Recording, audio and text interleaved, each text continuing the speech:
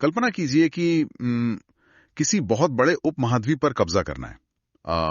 आमतौर पर हमारे दिमाग में क्या आता है? यही कि बड़ी सेना होगी। हाँ, हथियारों, तोपों या तलवारों की बात आती है ना।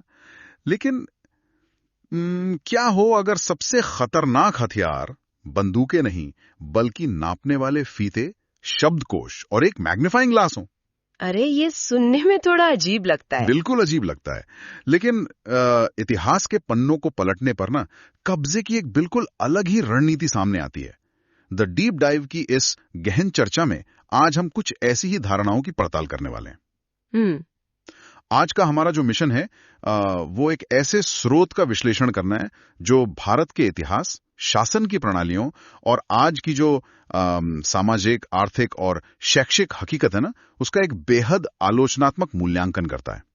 और इससे पहले कि हम इस चर्चा की गहराई में उतरें, एक बात पूरी तरह से स्पष्ट कर देना बहुत जरूरी है। बिल्कुल। देखिए, आज की हमारी जो स्रोत सामग्री है उसमें भारतीय इतिहास और स्वतंत्रता के बाद की सरकारों के बारे में बेहद तीखे और अराजनीतिक रूप से संवेदनशील विचार शामिल हैं। ये सामग्री स्थापित वामपंथी और दक्षिणपंथी दोनों दृष्टिकोणों से परे जाकर कुछ अलग ही दावे पेश करती है। सही कहा। तो हमारा उद्देश्य यहाँ किसी भी राजनीतिक पक्ष का समर्थन करना या किसी विचारधारा को बढ़ावा देना बिल्कुल नहीं है। हम पूरी तरह से निष्पक्ष रहकर केवल उन विचारों, दावों और चौंकाने वाले आंकड़ों को डिकोड कर रहे हैं जो इस मूल स्रोत में दिए गए हैं। हाँ, ये निष्पक्षता बहुत जरूरी है। ये चर्चा असल में उन लोगों के लिए एक सीधा शॉर्टकट है जो ये समझना चाहते हैं कि वर्तमान समय को जो अमृतकाल कहा जा रहा है, उसके दावों के पीछे असल आंकड़े और ऐतिहासिक संदर्भ क्या कहानी कह रहे हैं, बिना किसी शोर शराबे के, सिर्फ तथ्यों की गहराई। और शुरुआत उसी अजीबोगरीब ऐतिहासिक रणनीति से करते हैं जिसका जिक्र मैंने अभी किया। बिल्कुल। बाहर से आने वाले अलग अलग शासकों ने भारत को किस नजरिए से देखा, इस पर स्रोत सामग्री एक बहुत ही स्पष्ट लकीर खींचती है। जब शुरुआती मुस्लिम शासक भारत आए तो उनका मुख्य उद्देश्य केवल शासन करना और सत्ता का विस्तार करना था। वे अपने साथ वैज्ञानिकों की कोई फौज या पुरातत्वविद लेकर नहीं आए थे। देखिए, इस अंतर को समझना बहुत दिलचस्प है। दूसरी तरफ जब अंग्रेजों का आगमन हुआ ना, तो उनकी रणनीति केवल सैन्य बल तक सीमित नहीं थी। हाँ। उन्होंने भारत के भूगोल, समाज और संस्कृति का एक बेहद व्यवस्थित और वैज्ञानिक अध्ययन शुरू किया। स्रोत में एक बहुत ही महत्वपूर्ण तारीख और परियोजना का जिक्र है, 10 अप्रैल 1802। अच्छा। इस दिन अंग्रेजों ने the great trigonometrical survey of India की शुरुआत की थी। ये कोई मामूली नक्शा बनाने का काम नहीं था। ये पूरी परियोजना 60 साल तक चली। 60 साल? जरा इस पैमाने के बारे में सोचिए। मतलब ये केवल सरहदें खींचने या एवरेस्ट की ऊंचाई नापने का काम नहीं था। बिल्कुल नहीं। उन्होंने खनिजों से लेकर तितलियों, मकड़ियों, स्थानीय भाषाओं और पुराने खंडरों तक हर एक चीज का बाकायदा दस्तावेजीकरण किया। ये ऐसा था जैसे वे भारत को एक ओपन सोर्स कोड की तरह देख रहे थे। ये उपमा अच्छी है। पुराने शासक केवल सिस्टम के यूजर इंटरफेस यानी ऊपर ऊपर खेल रहे थे। उन्हें बस राज करना था और कर वसूलना था। लेकिन अंग्रेजों को उस पूरे सिस्टम को डिकोड करना था ताकि वे शासन प्रणाली को भीतर से हैक कर सकें। ये ओपन सोर्स कोड वाली उपमा यहाँ एकदम सटीक बैठती है। ज्ञान ही असली सत्ता थी। अक्सर ये सवाल उठता है ना कि मुट्ठी भर यूरोपीय लोग इतने विशाल देश और करोड़ों की आबादी पर इतने लंबे समय तक राज कैसे कर पाए? हाँ, यही तो सवाल है। इसका जवाब इसे व्यवस्थित डेटा संग्रह में छिपा है। उनका शासन केवल तोपों पर नहीं बल्कि सूचनाओं के वैज्ञानिक अध्ययन पर टिका था। मोहनजोदाड़ो का उदाहरण इसे और स्पष्ट करता है। अच्छा, वो कैसे? देखिए, मौर्य, गुप्त, मुगल, इतने सारे साम्राज्य आए और गए, लेकिन किसी का ध्यान उन खंडरों के ऐतिहासिक महत्व पर नहीं गया।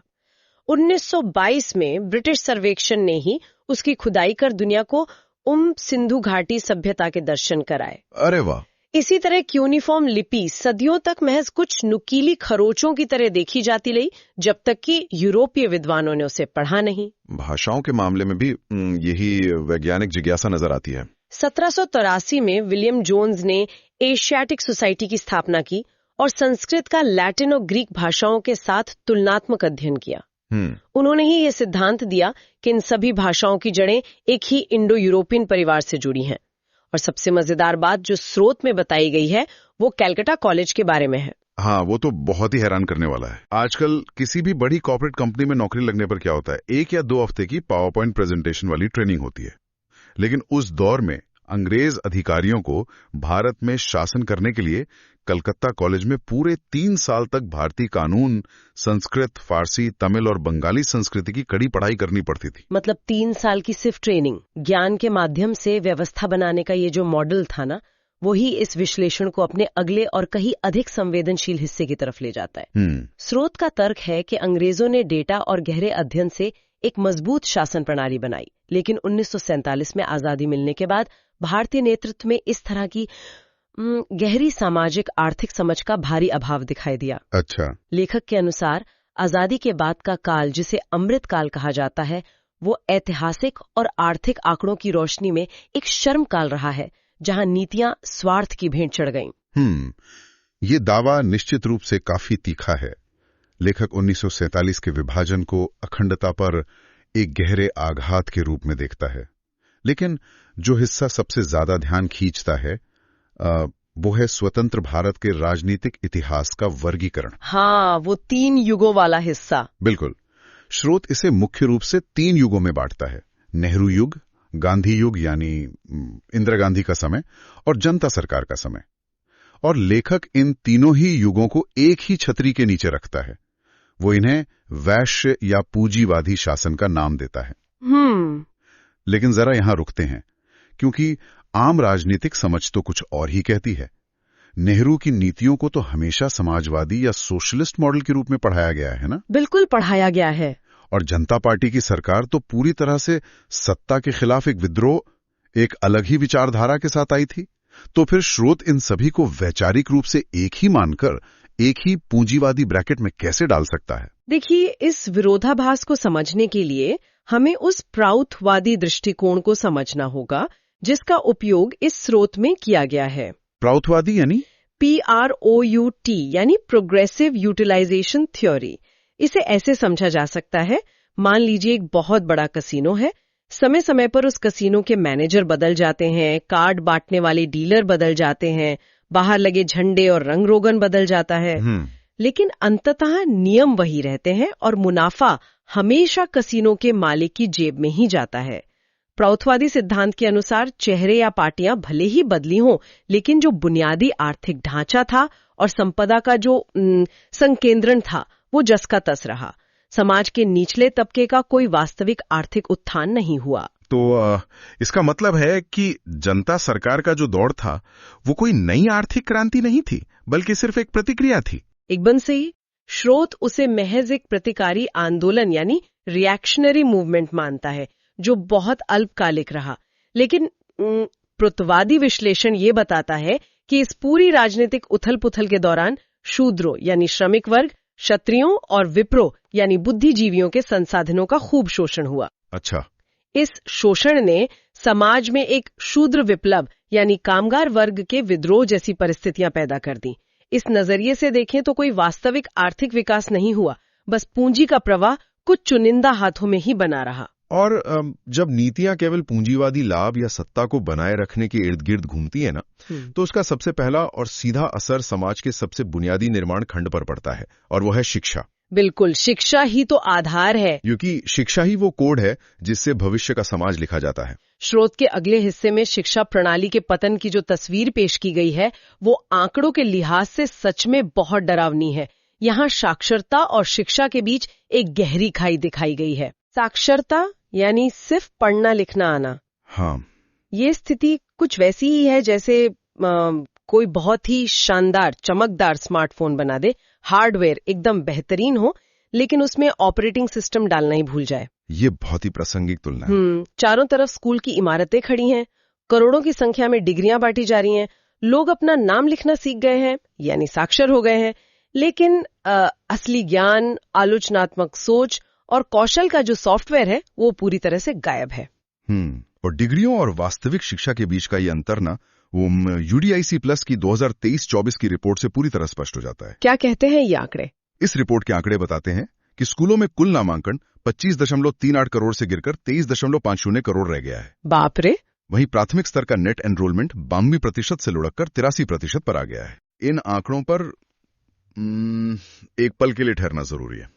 कुल नामांकन 25.38 करोड़ से 23.50 करोड़ हो जाना, इसका मतलब है कि लगभग 1.25 करोड़ बच्चे स्कूलिंग सिस्टम से बाहर हो गए। बिल्कुल, 1.25 करोड़। यह आंकड़ा दुनिया के कई छोटे देशों की कुल आबादी से भी ज्यादा है। इतने सारे बच्चे अचानक पढ़ाई क्यों छोड़ रहे हैं? प्राथमिक स्तर पर 7.8% और माध्यमिक स्तर पर 14 से 16% की ये जो ड्रॉप आउट दर है, ये क्या संकेत दे रही है? देखिए, इसके पीछे का जवाब स्कूलों की जमीनी हकीकत में छुपा है। टाइम्स ऑफ इंडिया का एक 2023 का आंकड़ा स्रोत में शामिल किया गया है, जो बताता है कि अकेले मध्य प्रदेश में 12,000 स्कूल ऐसे हैं जहां पूरे स्कूल की जिम्मेदारी केवल एक शिक्षक के भरोसे है। 12,000 स्कूलों में सिर्फ एक शिक्षक? हाँ, जरा सोचिए, एक अकेला शिक्षक अलग अलग कक्षाओं के बच्चों को एक ही समय में क्या पढ़ाएगा? इसके अलावा 9,500 स्कूलों में बिजली जैसी बुनियादी सुविधा तक नहीं है। ये तो बहुत ही चिंताजनक है। और द डिप्लोमैट की रिपोर्ट इस स्थिति को और भी गंभीर बनाती है। कई राज्यों में लगभग 25% शिक्षक नियमित रूप से स्कूल ही नहीं आते। तो जब पढ़ाने वाला ही मौजूद नहीं है और बुनियादी सुविधाएं नदारद हैं, तो जो बच्चे स्कूल जा भी रहे हैं वो असल में क्या सीख रहे हैं? वही तो बात है। इसका जवाब असर यानी ASER की 2022 की रिपोर्ट देती है, जिसके अनुसार 50% से अधिक प्राथमिक स्तर के बच्चे बुनियादी गणित के सवाल हल नहीं कर सकते और अपनी ही कक्षा के स्तर की किताबें पढ़ने में असमर्थ हैं। 50% से ज्यादा? ये आंकड़ा डराता है। साक्षरता दर कागजों पर भले ही अच्छी दिखे, लेकिन जमीनी स्तर पर यह खोखलापन साफ नजर आता है। और यहीं पर अक्षरों को पहचानने और आलोचनात्मक सोच के बीच का ये अंतर भयानक रूप ले लेता है। जब एक पूरी पीढ़ी बिना किसी वास्तविक कौशल के स्कूल से बाहर निकलती है ना, तो वो सीधे तौर पर बेरोजगारी की कतार में खड़ी हो जाती है। सही बात है। लेखक का तर्क है कि यह विफल शिक्षा प्रणाली ही ब्रेन ड्रेन यानी मस्तिष्क पलायन का सबसे बड़ा कारण है। जो सक्षम और साधन संपन्न हैं, वे देश छोड़कर जा रहे हैं, और जो यहीं हैं वे बिना सही कौशल के एक ठहर चुके आर्थिक ढांचे में संघर्ष कर रहे हैं। और ये ठहरा हुआ आर्थिक ढांचा समाज को एक बहुत ही खतरनाक मोड़ पर ले जाता है, क्योंकि जब शिक्षा विफल हो जाती है, युवाओं के हाथ में कौशल नहीं होता और रोजगार के अवसर खत्म हो जाते हैं, तो समाज में स्वाभाविक रूप से हताशा, विषमता और अंततः हिंसा जन्म लेती है। स्रोत का विश्लेषण कहता है कि इसी हताशा के कारण आज का लोकतंत्र एक आदर्श व्यवस्था न रहकर भीड़तंत्र और पैसा तंत्र में तब्दील हो गया है। पैसा तंत्र या प्लूटोक्रेसी का ये दावा ऑक्सफैम रिपोर्ट 2023 के आंकड़ों से बहुत स्पष्ट हो जाता है। ये आंकड़े बताते हैं कि भारत के सबसे अमीर 10% लोगों के पास देश की कुल 77% संपत्ति है। 77%? हाँ, हम शीर्ष 5% की बात करें तो उनके पास 62% संपत्ति है। इन आंकड़ों को थोड़ा विजुलाइज करते हैं। हाँ, बताइए। मान लीजिए कि देश की कुल संपत्ति एक पिज्जा है जिसमें 100 टुकड़े हैं। अब एक कमरे में 100 लोग बैठे हैं, उनमें से सिर्फ 10 लोग आते हैं और पिज्जा के 77 टुकड़े लेकर चले जाते हैं। अब बाकी बचे 90 लोगों को महज 23 टुकड़ों के लिए आपस में लड़ना पड़ रहा है। ये असमानता की एक बेहद हिंसक और भयावह तस्वीर है। और इन बचे हुए 23 टुकड़ों की लड़ाई का सीधा असर जमीनी आंकड़ों में दिखता है। अगस्त 2023 में CMIE का आंकड़ा बताता है कि बेरोजगारी दर 7.1% थी। स्वास्थ्य सेवाओं के मोर्चे पर WHO के अनुसार भारत अपनी GDP का मात्र 2.1% ही खर्च करता है। इतना कम? हाँ, और इस आर्थिक घुटन का सबसे दुखद परिणाम NCRB 2022 के डेटा में झलकता है, जहां हर साल लगभग 10,000 किसान आत्महत्या करने को मजबूर होते हैं। यह हताशा केवल किसानों तक ही सीमित नहीं है, ये उस युवा पीढ़ी में भी गहरी पैठ बना चुकी है जिसके पास भविष्य की कोई स्पष्ट दिशा नहीं है। बिल्कुल। no2ragging.org की 2022-24 की रिपोर्ट शिक्षण संस्थानों में बढ़ती आक्रामकता को दर्शाती है। रैगिंग की 3,156 शिकायतें दर्ज की गई और 51 छात्रों की मौत हुई। 2021 की NCRB रिपोर्ट बताती है कि 13,000 छात्रों ने आत्महत्या की। ये आंकड़े सिर्फ नंबर्स नहीं है, ये टूटते हुए समाज की निशानी है। लेकिन यहाँ एक बहुत बड़ा सवाल उठता है। आर्थिक विषमता, बेरोजगारी और संपत्ति के संकेंद्रण के इन आंकड़ों को समझना तो आसान है, लेकिन ये स्रोत समाज में बढ़ती जातिगत और धार्मिक हिंसा को भी सीधे इसी अर्थव्यवस्था से जोड़ रहा है। मैं सोच रहा था कि आर्थिक विषमता और इस तरह की सांप्रदायिक या जातीय नफरत के बीच ये सीधा संबंध काम कैसे करता है। देखिए, इस पूरी चर्चा का ये सबसे अहम बिंदु है। जब समाज में संसाधनों की भारी कमी होती है ना, जब नौकरियां नहीं होती, व्यापार ठप होता है और संपत्ति कुछ ही हाथों में सिमट जाती है, तो समाज में एक गहरी हताशा और गुस्सा पनपता है। स्वाभाविक है। अब चुनावी लोकतंत्र में राजनीतिक दलों को सत्ता में बने रहने के लिए वोट चाहिए होते हैं। जब वे आर्थिक विकास, नए रोजगार या बेहतर जीवन स्तर के नाम पर वोट नहीं मांग पाते, तो वे लोगों के इस गुस्से को डाइवर्ट करते हैं, उसे नया निशाना देते हैं। अच्छा। वे समाज को जाति और धर्म के आधार पर बांटने का सहारा लेते हैं। एक समूह को ये यकीन दिलाया जाता है कि उनके संसाधनों की कमी का कारण कोई दूसरा समूह है। इस तरह जो गुस्सा असल में बेरोजगारी और गरीबी के खिलाफ व्यवस्था पर फूटना चाहिए था, वो जातियों और धर्मों के बीच आपसी हिंसा में तब्दील हो जाता है। ये सच में एक आंखें खोलने वाला नजरिया है। मतलब नफरत और विभाजन असल में किसी और चीज का नहीं, बल्कि आर्थिक विफलता और संसाधनों की कमी का एक बाई प्रोडक्ट है, जिसे राजनीतिक मशीनरी अपने फायदे के लिए इस्तेमाल कर रही है। बिल्कुल सही कहा आपने। जब पिज्जा के टुकड़े कम पड़ते हैं तो लोग ये नहीं पूछते कि 10 लोग 77 टुकड़े क्यों ले गए, बल्कि वे बाकी बचे टुकड़ों के लिए अपने बगल वाले से ही लड़ने लगते हैं। ठीक यही वो विश्लेषण है जो इस स्रोत को इसके निष्कर्ष की ओर ले जाता है। लेखक का स्पष्ट मानना है कि अगर वास्तव में एक अमृत काल का निर्माण करना है तो ऊपर ऊपर से लीपापोती करने से काम नहीं चलेगा। कुछ बहुत ही बुनियादी और ढांचागत बदलाव करने होंगे। उन समाधानों की रूपरेखा काफी स्पष्ट दी गई है स्रोत में। पहला कदम तो शिक्षा व्यवस्था को इस डिग्री बांटने वाले कारखाने से निकालकर गुणवत्ता और कौशल आधारित बनाना है। दूसरा कदम है समाज में हर व्यक्ति की न्यूनतम आवश्यकताएं पूरी करना और उनकी क्रय शक्ति यानी परचेजिंग पावर को बढ़ाना। बिल्कुल। लेकिन जो सबसे क्रांतिकारी और अहम समाधान लेखक सुझाता है, वो केवल चुनावी लोकतंत्र तक सीमित नहीं है। वो है एक विकेंद्रित आर्थिक लोकतंत्र यानी डिसेंट्रलाइज्ड इकोनॉमिक डेमोक्रेसी की स्थापना। देखिए, केंद्रीकृत पूंजीवाद, जहां सत्ता और पैसा दोनों कुछ ही हाथों या कंपनियों के पास सिमटे होते हैं, वहीं इस पैसा तंत्र की जड़ है। जब तक आर्थिक शक्ति का विकेंद्रीकरण नहीं होगा, यानी जब तक संपदा, उत्पादन और संसाधनों पर स्थानीय स्तर के लोगों का नियंत्रण नहीं होगा, तब तक इस असमानता और उससे पैदा होने वाली हिंसा को खत्म नहीं किया जा सकता। वोट देने का अधिकार तब तक अधूरा है जब तक कि आर्थिक अधिकार सुनिश्चित न हो। इस पूरी गहन चर्चा से जो तस्वीर उभरती है, वो वर्तमान समय में बहुत मायने रखती है। आज हम सूचनाओं और दावों की एक ऐसी बाढ़ के बीच जी रहे हैं जहां हर दिन ये साबित करने की कोशिश की जाती है कि सब कुछ शानदार चल रहा है। सही बात है। लेकिन जब तक ऐतिहासिक गलतियों को, अंग्रेजों की उस डेटा संचालित शासन प्रणाली को और आज के इन कड़वे आंकड़ों को गहराई से नहीं समझा जाएगा, तब तक एक भीड़ तंत्र का हिस्सा बनने से बचना बहुत मुश्किल है। ज्ञान ही वो चाबी है जो व्यवस्थाओं को सिर्फ समझती ही नहीं, बल्कि उन्हें बदलने की ताकत भी रखती है। और व्यवस्था को डिकोड करना ही उसमें सुधार का पहला कदम है। जिस तरह से कभी भारत के सोर्स कोड को समझकर उस पर नियंत्रण किया गया था, आज आवश्यकता है कि नागरिक उसी कोड को समझकर एक पारदर्शी और न्याय संगत व्यवस्था की मांग करें।